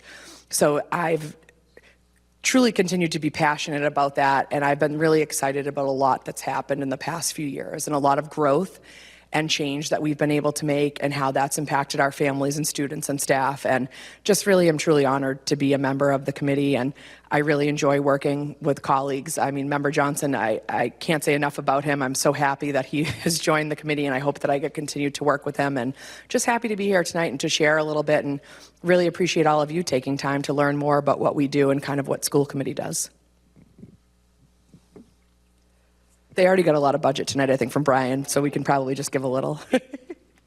So budget, so you guys have the flyer there. So Worcester Public Schools budget is over $500 million, which is primarily funded through Chapter 78 and local tax revenue here from the city. The budget supports salaries, our student services, our technology, transportation, and infrastructure improvements. Balancing our financial resources is critical in the work that we do in meeting the needs of our over 24,000 students across the district, and advocating for increased state and federal funding to support student growth. And that's working with our city councilors along with our state reps and our senators and stuff to advocate down in Boston on trying to get us more funds. Just in regards to the budget, I mean, every year we go through our budget session where we sit down and the superintendent and her team come with our budget book, which is huge. And we go through the budget. They make recommendations on where they want to allocate the funds and spend the money at. And it's our job to kind of oversee that and kind of make some changes here and there if we feel, advocate for what we're hearing from you, our constituents, from our teachers, from the students on what we feel is best needed, and we could kind of move money around based on that. But again, that's not an easy process to do because you need to have a majority vote to get that accomplished in order to make it work. So that's kind of our budget. We will be entering budget season soon in June because we need to pass a fiscal balanced budget by June 30th of this year because our new budget will take effect on July 1st. So anything you want to add on that? Yeah. So I know that Mr. Allen was in here with the superintendent earlier, so I'm sure he gave you a nice little budget presentation that it's probably about the 13th time he's presented it over the past 2 months. But one of the things I'll say was we're very fortunate to have him as basically our CFO when you look at it in that sense, right? He's our deputy superintendent of finance and operations, and he has been the chief financial person, our finance person, the entire time that I've been on the committee, and I feel very fortunate in that sense. He gets meritorious awards with his team year after year. And the reason why is because he's really able to work with his team to come with us with essentially a budget that really meets the needs of the district. As Member Johnson said, there are the occasional things that we may ask for or say, based on what we're feeling or what we're hearing in the community, we really think, maybe we need to take a little bit from this pot and move it over here. But we really have not, in my time on the committee, had many significant changes. I will say one of the most significant ones that we've ever had, and this isn't to necessarily take credit for it, but was we were utilizing an ELA or English language arts curriculum that really had not been meeting the needs of our students. And the administration at the time felt that they should continue to use it. And we were really hearing a lot more out in the community from our educators and from scientific research overall that we were not using something that was based on scientific practice, and it was not the best benefit of our students. And we decided during budget, no, we're not putting any more money into Fontes and Pinnell. So if anyone's familiar with that curriculum, it was the Fontes and Pinnell curriculum. We said we need a science-based curriculum. We want the science of reading. And we now currently use CKLA, which is our curriculum, which will be on a slide coming up. That's one of the most significant changes that I can recall during my tenure on the committee, because we're fortunate that we have a team that really does put together a budget that comes from the needs of our educators, which is coming through building principles, which is coming from feedback now from the community and families, and just so much of that engagement that's going on. And I will add too, we are the Worcester Public Schools is the largest public employer in the city of Worcester. So in addition to having 24,000 students, we have over, I believe it's 2,600 employees. Don't totally quote me on that, but we are the largest public employer in the city of Worcester. I am currently the chair of what we call Finance, Operations, and Governance. Previous to this term, we had 4 standing committees, and as of this term, we've created them into 2 different standing committees so that we have 4 members on each committee, and this actually made a lot more sense with the change in the school committee, where we went from 6 members to 8 members plus the mayor to kind of do it this way. So we have what's called Finance, Operations, and Governance, or FOG, as we affectionately call it. And I happen to be the chair of that. Member Johnson sits on that committee as well. And then we have Teaching, Learning, and Student Supports, which also has 4 members on it. So basically, when we talk about policy work, we are talking about the role that the school committee plays in policy, right? So our main jobs are to hire a superintendent, to set policy, and another one of our roles, 2 roles, which are interesting. We hired the director of nursing and the director of special ed. So 2 kind of very interesting things, but that's under the law. That's how that goes, that those are our responsibilities. It's not just a Worcester thing. Predominantly, though, our biggest thing is hiring the superintendent and setting policy and the budget. That's, budget approval are our biggest things. But when we look at policy, a lot of our recent policy work is around our technical education, so career and technical education, like you think of the vocational schools, but also at our new comprehensive high schools, we have a lot of new programs. And I don't know if everyone's always familiar with that. So, right, if a student wants to get a trade, I think the normal path they think in their minds is Worcester Technical High School, but at Doherty, we have ETA, which is Engineering Technical Academy. Thank you. Sometimes the acronyms get to all of us with how many we have to remember. They also have Construct and Craft Management. They're adding a biomedical piece for next year. South High, and Member Johnson can talk a little bit about this because his daughter is actually one of the students in the early childhood program at South. I don't know if you want to talk a little bit about that and talk about South. Yes, so South High also has, they have early childhood education, which my daughter is in, actually, which is great because we don't live in the South District, so she was able to apply and was able to get in. So I think we always love the fact that students from all over the city can apply to go to different high schools throughout the district and get into specialty programs that they want to get into, including Worcester Tech, which actually has more programs than our comprehensive high schools. South High also has a diesel program. And I don't know if any of you ever been to the New South and seen the diesel program. It's probably one of the most fascinating things that I've seen. That diesel program is probably better than any maintenance or automotive place that we bring our vehicles to. It's state of the art. It's all electronic. They can fit some buses in there. They work on tractor trailers, different things like that. It's a massive, massive program. They also have culinary arts. And then they're also known, so they have 3, but they're also known for the Goddard Scholars Program, which is a special gifted program for students that excel academically. That program actually starts when you're in 7th grade. They go to Sullivan at the Goddard Scholars Program. 6th grade, you're right. That's a unique one. So. 6th grade, yes, 6th grade, they go to Sullivan Middle as a 6th grader, 7th grader, 8th grader, and then they go on to South after that.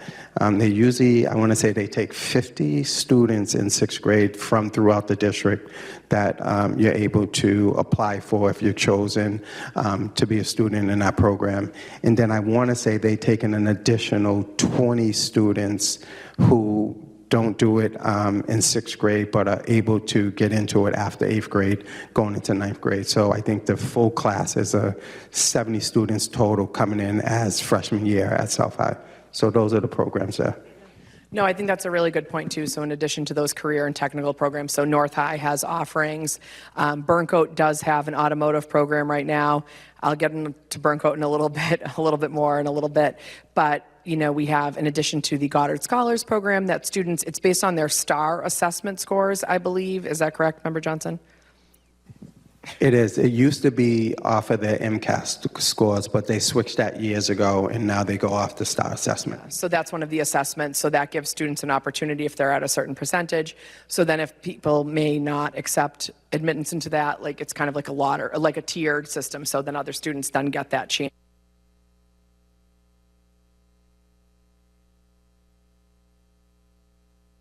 fall with everything. Where they fall with everything. So, that is at South and Sullivan, Burncoat Middle and Burncoat High School. We also have the Hanover Academy program, which is based on similar entrance requirements on top of the Arts Magnet that's at Burncoat Middle and Burncoat High. Again, Doherty has the ETA program. There are plans for ideally down the road having a middle school feeder for that ETA program. That's something that's still on the table. And then when it comes to Worcester East Middle and North, there's not a feeder program at this time at Worcester East Middle. Years ago, we did have something, but over the years, it did get phased out. And through no negative reason, it just wasn't working in the program at the time. But then North has, I believe, some of they try to do the EMT classes. There are some other computer-based classes. So we do try to have those career technical education programs at all of our secondary level schools so that it gives students who maybe don't get into Worcester Tech or want to go to one of those comprehensive schools but want to be a part of one of those CTEs an opportunity. And a lot of that policy work revolves around that. But then as far as special education, there's a lot of policy work that goes into that mostly we approve. We're not really making those day-to-day decisions. That's the real responsibility of the director of special ed. But of course, when we talk about budget and talk about policy, we're always looking to make sure that we have the supports for those students so that they're where they need to be, along with our other students. As Member Johnson talked a little bit about the early childhood program for our students who are trying to get into early childhood, we're also trying to expand our early childhood opportunities across the district. We understand how important those formative years are. We're trying to come up with creative ways to maybe make pre-K 2 years. There's a concept that the current superintendent has broached about, they're calling it Preppy K, so that we can have an extra year of pre-K, but really working with our community partners around that too, so we can support families and students more because we know how important those years are. So that's a lot when we talk about policy. On here it talks about advocating for culturally responsive teaching and curriculum. That's a big thing of the work, big part of the work we do. We're also working on an equity-based budget this year, which I'm sure Mr. Allen talked a little bit about. So that's something that we are trying to work towards. I'll let you jump in. I'm talking a lot. I think, You got it? Okay. yeah, I think that might be just about it. In regard to policy, and anyone that has kids in the Worcester Public Schools, the handbook that we get that has all the rules in it, dress code policy, all those other things, and discipline and different things that we do that on a yearly basis. That's updated every year. Administration comes, we kind of look at the trends, look at what's going on. If we need to change the policy, kind of take a look at it. I think one of the biggest things last year was the cell phone policy. So we handle that in our FOG committee, yeah. And that's a responsibility of, that's one of our key responsibilities. So I'll talk a little bit about this. I had the honor the last time around that we were hiring a new superintendent to lead the superintendent search process. And it was one of the first times we've done a national search for a superintendent. And it was definitely a hotly debated topic at the time about why we needed to do a national search. And if you've met the superintendent, I think you can understand why it was beneficial for us to do a national search. It doesn't mean that there's not talent locally or there isn't talent in New England. We were looking to really up our game when it came to things like family and community engagement, responsiveness in the community partnerships, really understanding our diverse population with a diverse set of needs, and, things like talking about an equity-based budget and, how we're looking at discipline and restorative justice and the importance of holding students accountable, but also remembering that they're still children, and how do we balance that need for peace in a classroom with an individual student that's struggling in the moment and not throwing the baby out with the bathwater, I guess is a good way to say it, right? Like, how do we look at the students overall as young children and people that we're trying to help get to the next level, but also supporting our students that might not be struggling in the classroom at the moment? It's a real balance of supporting those students and meeting everyone where they're at and supporting our staff. That's a really big thing too. That's part of our job. We focus on the children and families because at the end of the day, it's all always about the kids, but we need to make sure we're supporting our staff as well and hearing from them and listening to them and hearing their experiences day in and day out in the classroom. So that, I will say, with the superintendent hiring, we had a wonderful process. It was really robust, and we were very fortunate that we ended up with Superintendent Monarez, and she has really helped put us on track for the future. So when, unfortunately, she does go someday, we have a really good base and model to work on and build upon. And, you know, a lot of people that work for her will say, I've never worked harder in my life. When she first came in, they said, but I never knew the possibilities. And that, to me, was one of the most rewarding pieces of feedback to get from staff that have been in Worcester for years, are phenomenal employees, phenomenal educators, but to say, hey, this really made an impact on all of us too. So, you know, this was a good move. But I'll let Member Johnson talk a little bit more. No, I think you said it all. Again, my first term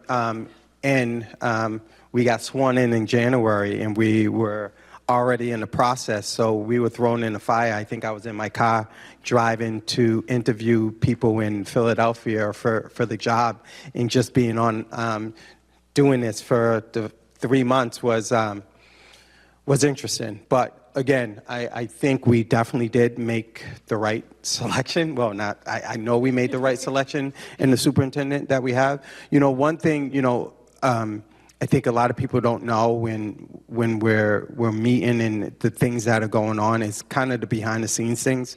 You know, the superintendent, we all have our scheduled time with her where we meet with her monthly. I meet with her a little bit more because I set their agenda with her that you see every other Thursday. We set the agenda.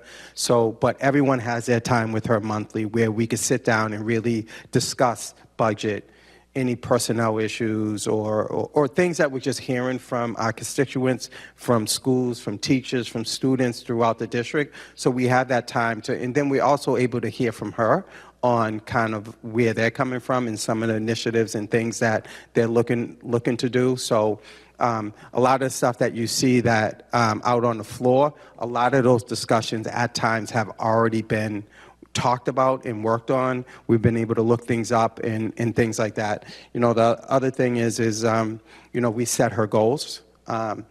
We helped set her goals that she's going to work on. She has a professional goal, a school goal, and what's the other one? District. I think it's a district goal. A district goal, a student goal, a district goal, and her professional goals. So, and then there's different things that we look to track throughout the year, and then over the summer we would evaluate her on her goals based on how she did throughout the year. That's another major piece to the work that we do, is working with the superintendent, but at the end of the year, evaluating her on the work that was done to see what the progress was done throughout the year within our district. And I think one of the nice things, too, it mentions up there the strategic plan. She makes a point to tie all of her goals into the strategic plan. So it's saying, like, this isn't only my goal, but this is the goal of where we see the district going and how I'm meeting those needs so that we're propelling the district to the next level for, again, preparing for the future, preparing for those future students and where we need to be as a district. You want to start with that? I can start. So working with constituents and departments within the system. So obviously working with our constituents is one of the biggest things that we do, right? We get calls on everything from pickup line at a school, traffic situations in front of a school, to my student is struggling with a certain teacher in their school and I don't know how to handle this, to, you know, why don't you offer this curriculum, or why does this school get this and my kid's school doesn't get this, or how come we're not replacing the elementary schools when you're replacing all of the high schools. So we continually get, I'm like just skimming the surface there with that because we deal with a lot of, I had a call a few weeks ago about why a plow was plowing the snow the way they were in a school parking lot because they were concerned that it would create water runoff in their basement. And you have to take all of those things to heart because that matters to that person that is reaching out to you. And even though that's a very obscure thing, I was able to get the answer for that person, and it made total sense to them because it was about a complaint that another neighbor had made about a tree that was hanging over on the side, and they needed to get access to the tree, and the only way they could do that was to plow the snow and the ice. So even though that sounds maybe silly, it's important to the person that's reaching out to you, right? And Counselor Priscilla is in the back there probably making a little grin, because a lot of times, because we're in the same district, we partner on those things, but it's important to people. So that's what we're here for, right? We're elected by the people in our districts or in our city. To me, it doesn't matter if you're in my district or not. Like, I represent all the children in the Worcester Public Schools. That means I represent everyone in the city of Worcester. So you take all of those things seriously. So I'll let you go into that a little bit more. No, I would agree. Again, I think this term, the first term, we were all at large, so we all, looking at this through a different lens. And then when we went district, me being a district counselor, a lot of people would say to me, like, you just need to focus on your district and the 5 or 6 schools that you have in your district. But what I was explaining to you earlier is there are kids who don't live in my district that go to school in my district. There are kids that live in my district that don't go to school in my district, so they're somewhere else. So they could be at Burncoat, which is Molly's district, but school district, but live in my district. So I might get an email from a parent, but regarding Burncoat, so me and Molly will work together on that to kind of get those addressed. So again, I think it's unique to have that situation because, although we are district school committee members, we still look at this as a holistic approach here because we're all working for the same district. When we make budgetary decisions, we can't make budgetary decisions I can't make that based on my district. I got to make that based on the district as a whole, along with other things. I think there's certain things that each school that we might try to advocate for, but other than that, when we're looking at this, we're looking at this as a district-wide issue and concerns, and we address that way. Yeah, and I think just adding on to that, it talks about and working with departments within the system. I think the really nice thing about way the administration is set up right now, that even though we have that one-to-one with the superintendent at our discretion each month, which is a great opportunity to check in, I kind of look at it the way I don't know if anyone here has children that have been on an IEP or just even been in a teacher meeting. I always end my meeting with the superintendent with, what can I do to make things better? What can I do to help, right? Because I can't just go at a teacher and be like, fix this for my kid and do this and do this. I need to be a part of the solution, right? So I come to her with my things. I get her to tell me what she needs help with. But then I can also go to people within the departments in the Worcester Public Schools, like our deputy superintendents and our quadrant managers and things like that, to reach out when somebody's having an issue or when I have a question. And they're all extremely available and helpful to all of us. Yeah, and the last thing I would say is one of the biggest things people don't know, well, they probably do know, but they don't pay attention to, is we also have day jobs, right? And within that, and we have families as well, but we are also taking time off of our day jobs to actually get into schools and see what's going on in schools. We're going and meeting with principals, we're talking to teachers, we're seeing students in school throughout the whole district. I think Molly's probably been in every school. I could tell you it's very difficult. I think I might be down to maybe 7 schools that I haven't been in since I've been on, but it's a lot to get into 40-something schools in the period of time. But, that's one of the also sacrifices that we make. And I think by doing that, we understand where some of the inequities are throughout our district, right? Because I need to go over and see schools over in the North Quadrant or the Burncoat Quadrant, elementary, whatever, along with mine to kind of compare on and some schools do things very well, some schools don't. So if I'm in one school and I can see that they're doing this, I could have that conversation in another school to say, hey, I was over at Clark, because I could talk about Clark Street School. Mr. Fedor, he left. He's now at Rice Square. But when he was at Clark Street, I went there. I've never been to a school where the kids were so appreciative of the work, the collaboration, the togetherness there. I was in awe of being in that school. And the work that he did there when he went there years prior to that, prior to me being on, when Clark was really struggling, and to see it a couple years ago when he was there was outstanding. And then I was just at Rice Square reading to some students, and then to go into that school and see that he's created that same environment in that school. And again, I could tell you one thing, and I tell people this all the time. I think our schools are driven by the principals in the school along with our educators. I mean, we have some phenomenal teachers and principals in our schools. They probably don't get enough credit based on certain things that people might see and hear, but we have some phenomenal, very professional, well-educated individuals working with our students in Worcester Public Schools, and I couldn't be prouder. And I think just adding on to that, I think what Member Johnson gives is a really good example about somebody making a real impact in a building and setting that school up for the future success, so then they can then go on to another building where maybe a principal has retired and kind of create that same culture or the appropriate culture in that building for those families and those students. And I think that's what's really important, that this current superintendent, and not knocking any past ones either, but a real big focus is developing those leadership skills and developing those leaders. And that's such an important part of what happens in the Worcester Public Schools, because you don't want to just keep pulling, oh, this principal is really good, so I'm going to take him and I'm going to put him over there. Okay, but what happens over here, right? We don't want that school then to now suffer or lapse because now that leader that was really transformative is being assigned somewhere else. I believe in that situation, he actually was looking for a different opportunity because he really felt that he had set that school up for success, and there were people in there that could then kind of take the reins and lead. So that's what you want to do. You want to be able to create that next set of leaders. And to Member Johnson's point, I think we do have really a great deal of phenomenal leadership, educators, support staff in the Worcester Public Schools. And I think partly one of our jobs is to continue to really kind of stay on top of that to make sure we're supporting those needs. Again, so encouraging people to get involved in local government and advocacy.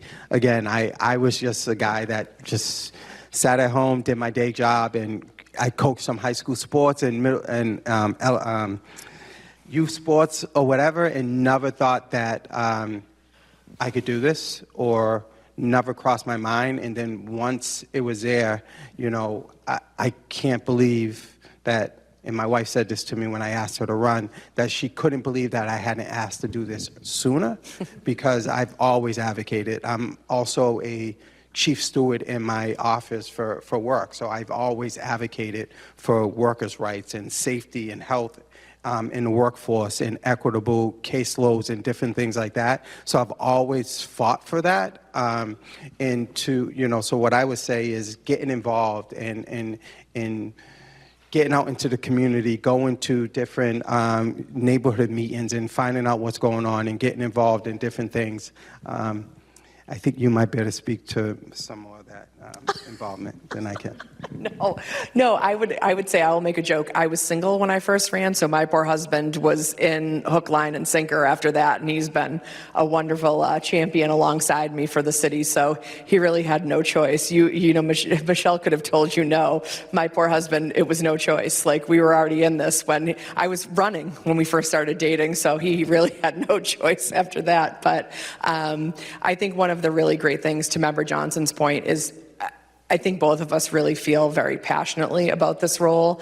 And yes, there can be sacrifices that come along with it, but they're worth it to us. And even with sometimes the public scrutiny that you get, whether deserved or undeserved, you really just try to take that and bear it, because at the end of the day, you really know that your goal is to be there for the kids in Worcester and to support the families and the staff of the Worcester Public Schools, and getting out to those community meetings, getting out to schools, whether, like Member Johnson mentioned, sometimes we have to take time off from our day jobs, and I plan on that every year. I buy an extra week of vacation, buy it from my job. It comes out of my paycheck, but I know that I'm going to need to have times where I want to be in the schools and I want to, be a part of community reading day, or I want to attend a family engagement activity. We both had an opportunity, I think it was 2 years ago now. The principal at the time at City View School, he's now currently the principal at Forest Grove, had really transformed the culture at City View with parent engagement and parent involvement. And we got to go to one of their family events. And I remember looking at Member Johnson at some of the fifth graders writing, and I said, my kid's in 8th grade and he's not writing this well. I don't know what I should be doing differently because this is really troubling to me. But it was amazing that you have all of these families coming in and supporting the initiatives and kids telling us the framework that they're meeting in this lesson and understanding what they're learning and the types of storytelling and getting in those classrooms and being around those kids and attending the community events and the family events is the best parts of this job. I mean, it's, we're doing probably 80% of the behind the scenes policy work and curriculum review and superintendent review, but that 20% where we get to be out there so that the decisions we're making are actually reflective in what we're doing is really the best part of the job. Before we end, I just want to highlight that, and we didn't talk about this, is when it comes to student engagement and being involved, we do have student reps that are part of our school committee. They hold an election every year in each high school throughout the city, and they hold their own election. They then become a rep for their school. They actually show up and they have a seat at the table at our school committee meetings once a month or once every other month. They also have their own part of their agenda where they could put items on, and we take those items up. But it's just, it's just once every other month, there's one part of the thing, but at any point in time, they could put agenda items on our agenda. We take them up, we send it to administration, we send it to our subcommittees, we take it up, we look at those or whatever, because we really truly take the student's voice to heart. Like, this drives the work. They're there every day, they're seeing it, they know what's going on with their schools, they're talking to other students, so when they bring that forward to us, we really listen to that. And then sometimes to hear them speak on the floor, when we bring up items or whatever, they kind of put us in check sometimes that, like, we don't know what we're talking about, this is what's really going on, but that's great to hear. Like, their voice is at the table. I do meet with them once a month or every other month myself, along with the superintendent and the clerk for the school committee, just to go over and make sure that things are going fine. And then we're all assigned to be a mentor to each student rep in the school. So they each have a school committee member who they're assigned to, who meets with them, could talk to them on the phone. If there's anything going on, we help them get things on the agenda. So when I got on, I thought that was one of the greatest things that we have here. So just didn't want to forget that piece. All right, thank you for taking the time out of your days and families to be here. I really appreciate that. Thank you all so much. And if you ever do have questions, I'm sure Eliana can put you in touch with either one of us. We'd be happy to answer them. Yes. Really happy to talk more if people have questions. Thank you. Thank you so much. This was awesome. Oh my God, of course. Next up, the most patient person in this room. From the Department of Youth Opportunities, we've got Liza.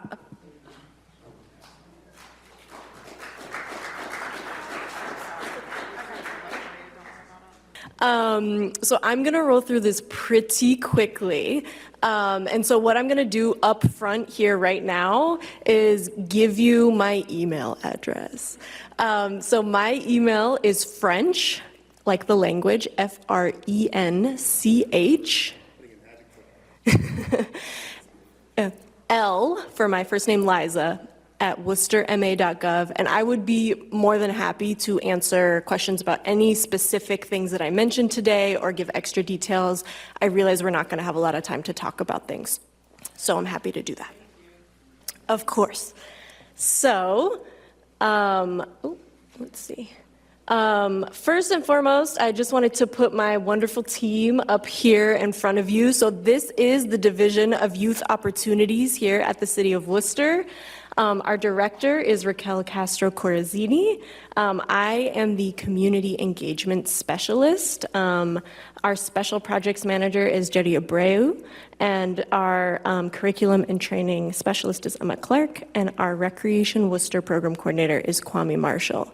But not shown here is the over 100 youth that we employ every year as well. Youth employment is a really big part of what we do and part of the opportunities we try to create for young people here in Worcester. We include people up to age 25 in our definition of youth. We know that people of all ages need lots of supports always, but up until that age of 25, a lot of the aspects of youth and young adulthood are still really, really relevant. And so a lot of people think of like 18 as like the hard cutoff and you're a grown-up and an adult. And we know that it's still really hard out there to learn how to apply for jobs, to learn how, if you're going to school or a training program, how to act in that place that's truly a different kind of environment than your public school. So we think about opportunities for people all the way up through that age. Yeah, I'm gonna skip some things. We are located at the Worcester Senior Center. A lot of people aren't sure where to find us. Sometimes people come here, they're looking for us. So I always like to point out, this is where we are located. You're always welcome to come by. Our offices are open and we are there. And so that is where you can find us. I will read our kind of like guiding light statements here. I'm not going to go in depth as I planned on them, but the Youth Opportunities was created to provide leadership, support, and advocacy for youth through the introduction of coordinated programs focused on positive youth development and youth employment. We do this, we see our mission as collaborating and influencing systems, stakeholders, and the Worcester community to create justice for youth. And we see ourselves doing this through community-driven efforts by leveraging resources to support youth-centered opportunities that create equity. And all of this to say that the way that I think about this is that we want to look at our city and create a city and community that has opportunities for every single youth to be happy, to be healthy, to be safe. And so those are the things that we're looking at when we think about what youth need and what kind of opportunities we're trying to create for them here in our city. I'm going to skip our engagement pieces. A big program that we do that hopefully a lot of people have heard of is Recreation Worcester. So this is our free summer program. Actually, as of today, registration is open for Recreation Worcester in 2025. It's a 6-week summer program for youth ages 7 to 12, and we also employ youth at this program. So the number of youth that we're serving in total doubles at that point, or we get like about a 60% addition of youth. So we are providing free summer programming Monday through Friday, 9 to 5 for the children. And we are also providing for so many of our staff a first job opportunity with really thoughtful coaching and mentorship where we are employing young people who, you know, when they apply, we know that they haven't worked somewhere before this. So we're thinking about that. We're thinking about, okay, if this is the first place that you've ever worked, there's kind of like the logistics, like I'm not gonna get mad at you if you don't know how a timesheet works, right? Like that's not an intuitive skill. There's a lot of things that you jump into a job that people kind of expect you to be able to do that can be frustrating, that can be challenging. So we take a lot of time to train our youth on how those things work, from the interview process to the hiring paperwork to how to read your schedule. And then we also think about the skills that we want them to leave our program with, and whether that's that they are going to continue in childcare and youth work, that is fantastic, but also just so that they have the leadership skills and the communication skills to be able to go into another position. We also have a program called the Mentorship Leadership Experience. This is a project of Recreation Worcester for our participants who are maybe kind of in that in-between age. They're a little too old to continue playing with the 7-year-olds. They're not having as much fun, but they're a little too young maybe to be leading a program, right? And so for our 13 through 15-year-olds, it's a similarly 6-week program, and these are really focused on leadership skills. We bring them to, this year we're focusing a lot on field trips, so we're bringing them to a lot of community resource centers to say, did you know about job opportunities at the YMCA? Did you know about Mass Audubon and all of the resources in your backyard? Did you know about the classes at the Worcester Art Museum? Just trying to introduce them to opportunities for youth around the city and how to access them. In your packet, you're going to see a description of all of those jobs and a QR code on where they can go to apply for them. I am also happy if you reach out to me to walk anyone through. When youth reach out to me, I also tend to send them like a resume and cover letter packet and some guidance on how to apply for a job. A program that we have that is my absolute favorite program and that I think not a lot of people know about, although they're gaining steam, is our Youth Council. So we have 10 high school age youth from each of Worcester's districts who work together to design civics and community projects about youth issues in our city. They meet with the city manager, they debrief him on what they found and what they're hearing from their peers. And coming up in a couple weeks, they're actually going to host their first event. We're really excited about it, called the Worcester Youth Convention, where they'll be convening about 100 youth to take workshops, to give their opinions on issues and topics pertaining to youth, to meet city leaders. And this is, like so many, like all of the programs I mentioned, this is a free and public opportunity for youth. We have a babysitting certification program, also free to register. This is a 5-week training course. Registration is free, and graduates get a certificate, a babysitting toolkit, and a $100 stipend upon completion. It's cool. Right now, you do have to be like a Worcester resident to qualify for this program, but that is the only like stipulation of access.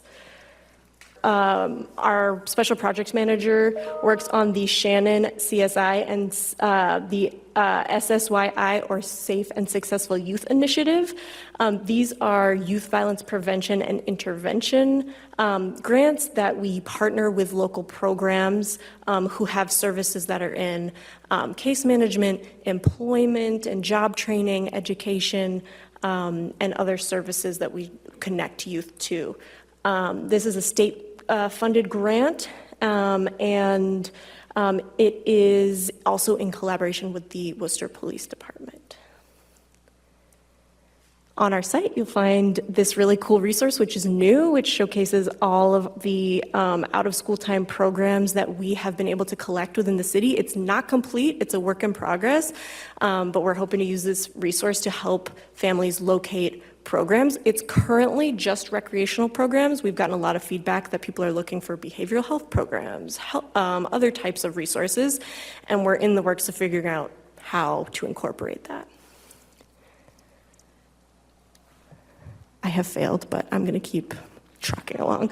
We're working on a children and youth community health improvement plan right now in collaboration with the Division of Public Health and the Coalition for Healthy Greater Worcester. You might have noticed I started with some really like concrete program type things to discuss, and then I've kind of moved into more like big picture, issue-based, advocacy-based type projects. So these are kind of more about looking at data for youth in our city, identifying what their needs are, what do families say that they need in our city, and how can we look at the city's resources and plans and our community partners' resources and plans and align those to address those needs. This is a really big project. If you're interested in it, please reach out and I can talk to you about it for so much longer than this. But we're working with a lot of community partners to talk to youth directly about what they need. Do you have any questions?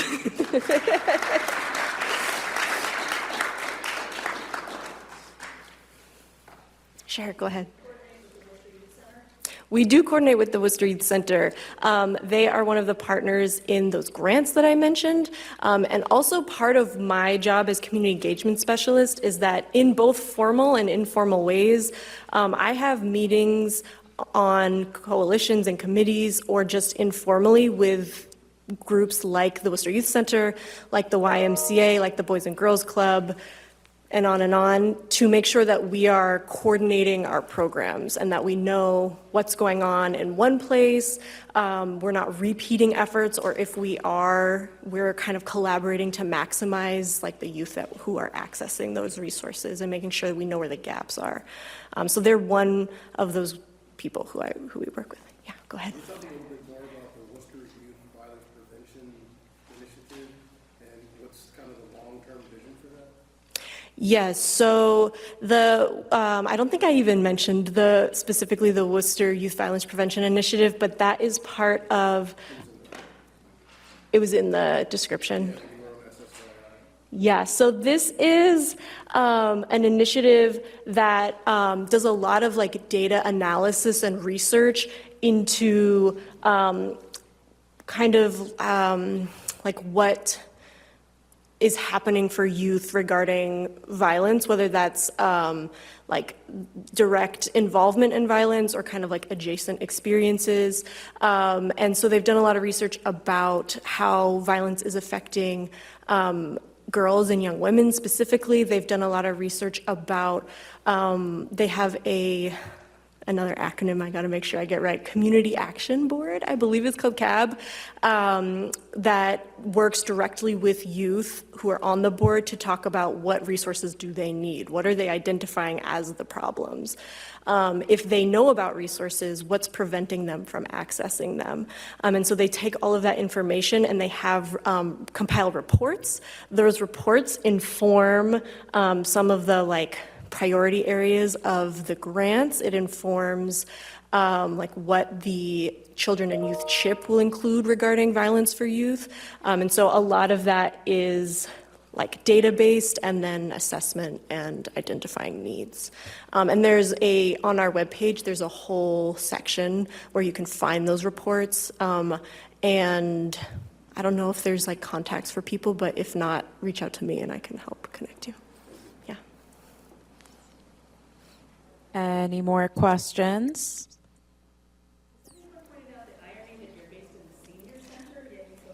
Always, always. And, you know, I think it's like a beautiful thing, right? Like,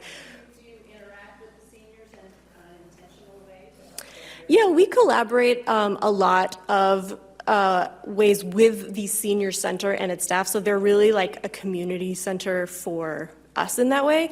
One thing that is sometimes challenging in collaborations is that we are really limited in our programs to the after school hours of the day. And like that sometimes is not always appealing for folks, but there's a lot of action in the senior center from like 9 to 5, which is kind of challenging, but we have collaborated with them. We do some like volunteer coordination. Yeah. All right, I think we have no more questions. I'm gonna ask for just like an extra couple of claps for Liza for being so patient. And despite the fact we were over time because of me, you know, she's letting us out at 8:37. So I'll see you in 2 weeks. Same time, same place. Have a great night, everyone. Thank you, everybody.